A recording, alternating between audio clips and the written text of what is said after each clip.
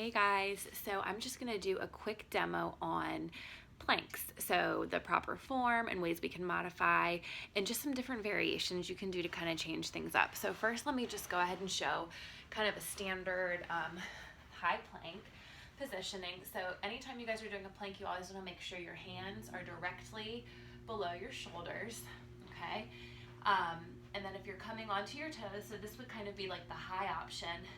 Okay, so I'm on my toes, kind of pressing back. My butt is down, my core is tight. Notice I'm not like sagging down like this or poking my butt up like that. So imagine it's a nice flat board from your shoulders down to the back of your heels, okay? Now I'm squeezing my core, I'm squeezing my quads, like everything is working right now.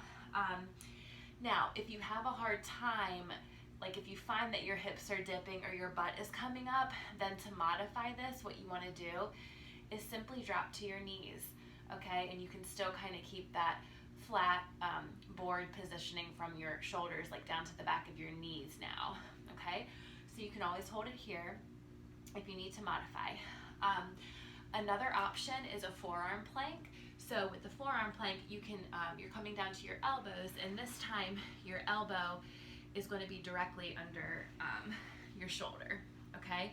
So notice again, if I'm in the high position, I've got my, my toes are on the ground here, my heels are pressing back, again, butt is down, core is squeezing the entire time, you guys.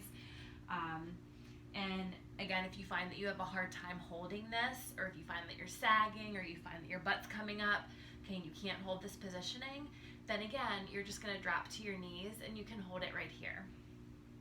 Okay, so those are kind of our basic plank positions, so either a high plank or a forearm plank. Let me just show some different variations if you want to kind of like change it up a little as you're going through and doing this. Sorry, I think my camera.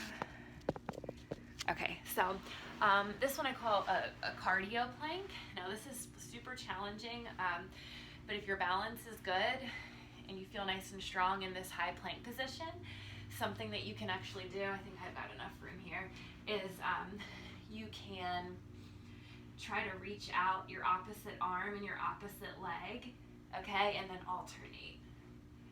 And when you're doing that, you want to make sure that your chest and your hips are staying square to the ground.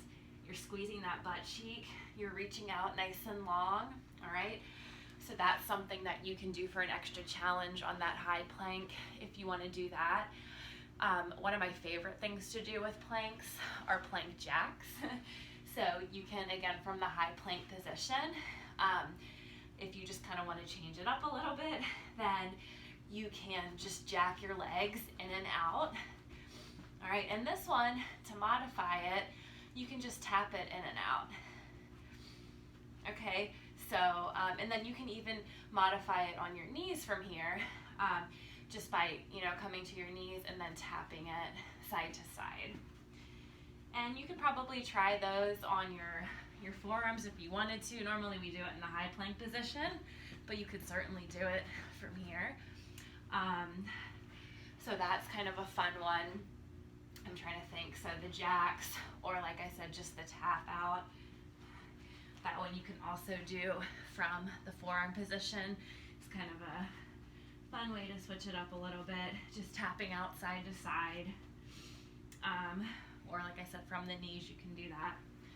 But anyhow, I just want to show some different variations because for our challenge, basically the goal is just to really like hold your plank as long as you can. So if you want to kind of switch things up to help yourself like, hold it longer, then that's totally fine. But yeah, so hope that helps. And again, just always remember to keep that nice strong core and keeping your butt down and everything squeezing when you're holding your plank. All right, see you later.